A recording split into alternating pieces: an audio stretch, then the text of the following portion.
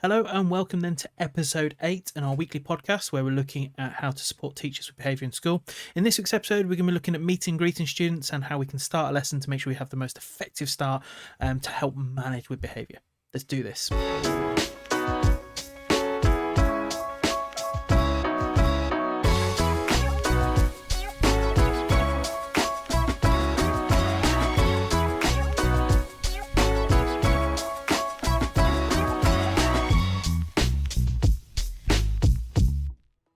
Hello then, as normal, we're going to have our timer down, just sort of down the bottom there. In this week's episode, we're going to go through in about 15 minutes, we'll kind of keep it short, how we can start a lesson, how it's so important to start it. It's crucial to get the start of a lesson right and how we set the tone for the rest of the lesson. There's benefits of this meeting and greeting students at the door, so we'll talk through that, we'll explain that. We'll talk about how you can set clear expectations for students so as they come in, they know what to expect about those routines and having those kind of regular patterns and things that students have got to do, because we know that routines are what kind of helps guide and support behaviour. We're going to look at some practical aspects of meeting and greeting students, how to greet them, what to say, eye contact, those sort of things. And we'll, look at how to assess their mood, what to do about those things when they turn up. And ultimately, we'll be looking at how we can prevent sort of different types of behaviour. So we'll go through different stages, about 8 different stages we'll go through, and we'll talk through each one in detail. So the first one then is be visible. So first of all, when you're starting a lesson, you need to make sure you're at the door, you're visible, you're near to the door as close as you can be. Sometimes best if you can be stood in the corridor, because it's going to help. Again, it's about managing the behaviour in the corridor. Teachers, if they hide in the classroom and they keep away from the corridor, you're just not supporting the rest of the school. Remember, it's about supporting that colleague next to you. I always talk about this idea of, the person left and right of you in the classroom, depending on where you are. You're not just managing your own behaviour, you're supporting your colleagues as well. So by having that presence, you could be helping with other groups. If there's a teacher who's just slightly delayed for some reason, we should never be delayed, but these things happen. If they are kind of stuck with something or taking the time or there's just some sort of issue, these things happen, you can be there to support another colleague with their class, even if it's just lining them up. And again, circumstances around your classroom will dictate a lot of what's going to happen and your behaviour policy as well. But in general, the ideal situation would be that you have them line up outside the classroom. If that's not possible, you might have to just let them come straight in. And again, different schools have different policies. So as we go through this list, just be careful that some things might change as we go, depending on your policy. But you want to stand near the door. You want to greet them at the door as they come in so they can see you. Being prepared and being stood there and waiting knows that they know that they can't be late. And that's the other thing, it prevents students from being late by you being on that door ready to go and greeting them, because they know that if they're going to be late, you're going to be there to say, look, you need to get in on time, to kind of hurry them along. So that's the first thing. Be visible, be on the door.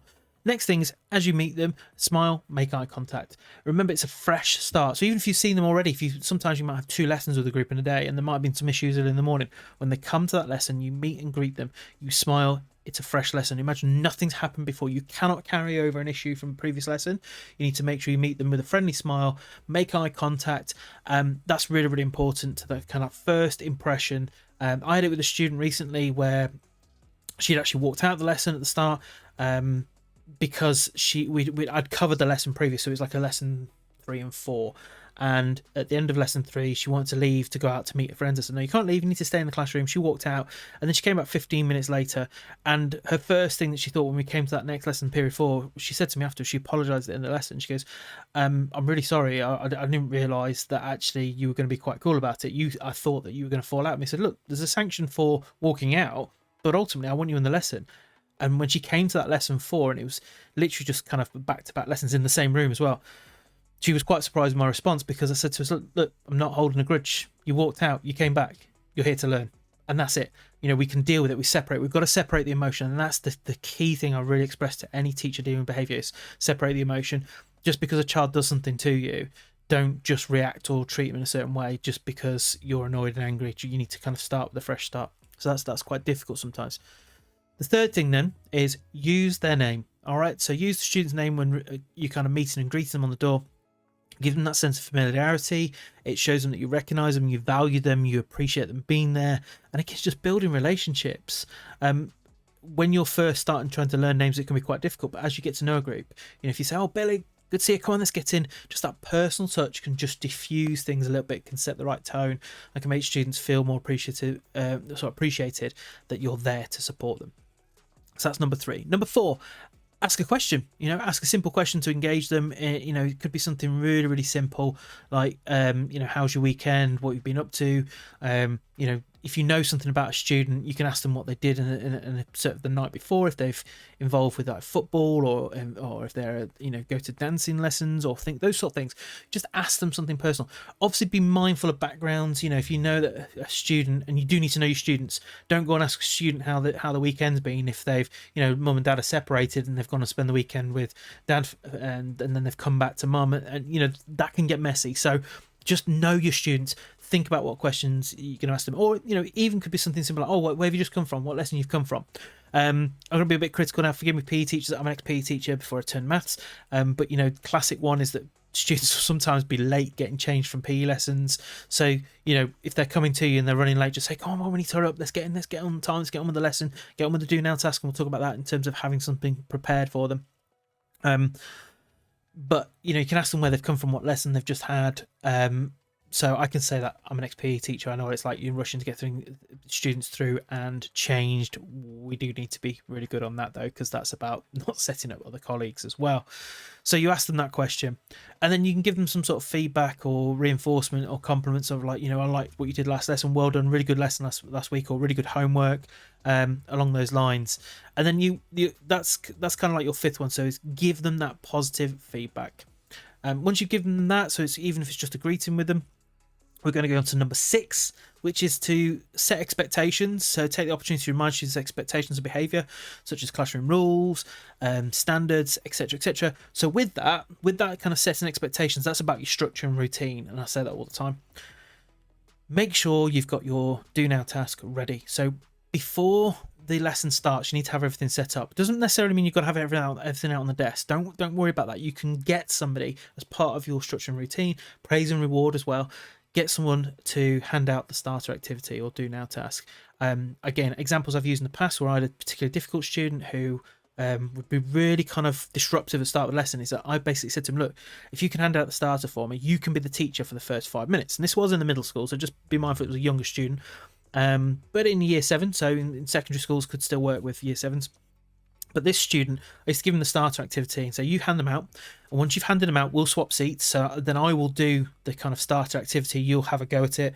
And then we swapped, and he read out the answers and I marked his for him.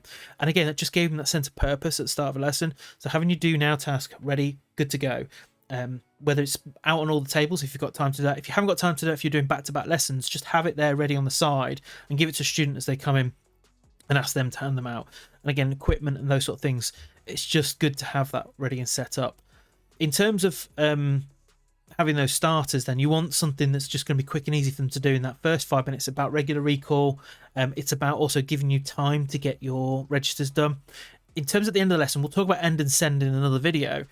But it's important if you're doing back-to-back lessons. We know that trying to judge those things and get things right, and the finishing off of one lesson and start the next. If you've got a good end and send routine, you can do all that with all your praise and rewards as well. But we'll save that for the next video. So that's about setting expectations with your start activity, do now task, whatever it is you want to call it. Have it ready, good to go. And then we're on to number 7, which is assess the mood. Take note of the student's mood and their kind of demeanour as they come, engage their readiness to learn. Are they kind of coming from a previous lesson where they've just been told off or fallen out with a teacher? And again, it could be someone who's really good teacher, who's just had a bad lesson with them, or it could be someone who's kind of antagonised and wound them up as they've gone. And I've experienced those things as well. Some of us I'm sure have, because there's good and bad people in all walks of life. But gauging their kind of demeanour as they come in, or if it's first lesson in the morning, have they just come from lots of students, particularly if they've got behaviour issues, tend to have like baggage through no fault of their own. So whether it's like they've got up in the morning and they've had to get their other siblings ready because mum's gone off to work or whatever it is, whatever the reason can be, and there can be lots of different reasons for that. So just gauging where they're at and just trying to change that mood. And it's not always easy, and again, you've got to gauge this with comments, and that's why we talked about being reflective practitioner in previous videos, where if you say something to a student, and it's not necessarily that you've said something wrong, in any kind of other different context or kind of experience or situation, what you say could be right, but in that situation for that child, it could just be that it's wrong and triggers them and gets them kind of annoyed or wound up. So you just have to be mindful of what you say in terms of, is everything okay? Do you need a few minutes? Do you know, just take a time out for a second? Or if you know they need some extra support, you might be able to contact the pastoral team if someone's not right. They're coming in the morning first thing. They might need to be picked up. Again, that's another reason why we need those kind of lineups and tutor time in the morning. Whole of the video on that one. So assess the mood, decide what they need. Do they need just a quick time out for a second? Do you need to just say to them, look, I can see you're not quite right this morning. Do you want just a few minutes, or do you need me to contact someone? I can send an email. Just that care and attention can just be the difference between how a student's going to perform in the rest of the lesson. Always focusing back on the learning. And then the last one really is number 8, which is to be present and give each student your full attention. So avoid distractions. Don't be stuck in trying to get the lesson ready. You should have done that already. You should be ready to go, even if it's PowerPoint up on the screen. I teach off an iPad, so more often than not, if I'm going to a different classroom as a senior leader, I'm getting there, I'm on the kind of back foot ready, so I have my do now task ready to go, give it to the students, and that buys me that 5 minutes just to kind of get logged on, get my registers sorted, get my iPad streaming through Teams. So I'll talk about that in another video in terms of technology, or connecting it up, whatever it is you've got to do to get the lesson started. But just be present before you do all of those sort of things, and make sure you've kind of give each student attention, go around, check uniform, those sort of things. The start of a lesson is about setting the standard for the remainder of the lesson, so that you shouldn't have those issues. And if you get it right, then welcoming them into the classroom and that start will mean that you'll have a really good lesson for the remainder of the session. So just going through those kind of 8 points and sticking to those, and you can write them down, have them somewhere, have them in your planner, your diary, whatever it is you use. But it can just be useful just to prompt you and remind you about how to structure that kind of meet and greet. Starting on the door, be visible, smile, make eye contact, use their name, ask questions, be positive, set expectations, assess their mood, and be present in the moment for them. If you get all of that right, it just gives you the best chance. Now, don't get me wrong, I want to be really, really clear on this. Sometimes you can get everything right and a student will still come in and decide that this is the day that they're not doing your lesson. So don't be too critical of yourself if it doesn't work. You have to kind of reflect on the lesson, look at, what did I do? Did I do everything right? Okay, well then it was a student who may have come from whatever other issues, and then you just tackle those. But remember to take the emotion out of things. If you can do that, that's going to make things a lot easier. So having your starter activities, all those things ready to go will help. Now, obviously, if students do come into the lesson, and this is something just to bear in mind, so we've done all of our kind of 8 checklist things, we've got everything ready, we're doing everything right. If the student comes in and is still not wanting to learn, it comes back to any kind of behaviour scenario, is you go through your normal procedures, you follow your behaviour policy, make sure you know your behaviour policy inside out, follow it, get support, get advice, talk to heads of year, form tutors, senior leaders, and ask them if you're still having issues with certain students. Some students, no matter how much you do all of those things on the checklist, will still come in and not want to do the things that you've asked them to. And that's where you might need to escalate things and get that support. I'll continually say through all of these videos on behaviour that your best weapon is contacting home. I don't like really the word weapon, because it implies that we're kind of being doing something wrong in terms of attacking them, and it's not. It's really about trying to think about the best way to get the best out of a student, and that is by contacting home. It's far better than any sanction. The sanction really is about connecting with that student and then trying to change and modify the behaviour. If you're just going down giving a sanction purely to punish them, that's more of a punitive sort of route, then that doesn't necessarily change behaviour, not unless people don't like that sanction. But the contact home, so if a student's refusing, they still don't want to follow through those things, they still come to the lesson, they don't want to do the meet and greet, they don't want to be kind of coming in and getting set up and ready to go, then contact home. Just make that phone call home using the ideas that we mentioned in the scripted conversations in one of the previous videos to support you with that contact home. And then if you need to, follow up with the sanction, but making sure that as part of that sanction, be part of the process. Don't just, a lot of schools now have centralised systems, which are great. Centralised systems are fantastic in terms of allowing teachers not to get bogged down with doing lots of detentions. The problem is that if you don't still be part of that system, you lose an opportunity to correct that behaviour, particularly if it's a student who's been verbally abusive, and we'll do a whole another video on verbal abuse and what to do about that, and particularly about being calm. Then it's, if you're not part of that solution, you're not part of the meeting, you're not part of moving the behaviour forwards, then they'll only ever respond for whoever sets in that detention. And like I said, I'm not criticising centralised detentions, we use them, I think they're great, really powerful, but it's about making sure you don't just abdicate all that responsibility by just putting them into the system. Make sure you've had that conversation, connect with them again and say, look, this is the reason why I've set you a sanction. This is what I need you to do.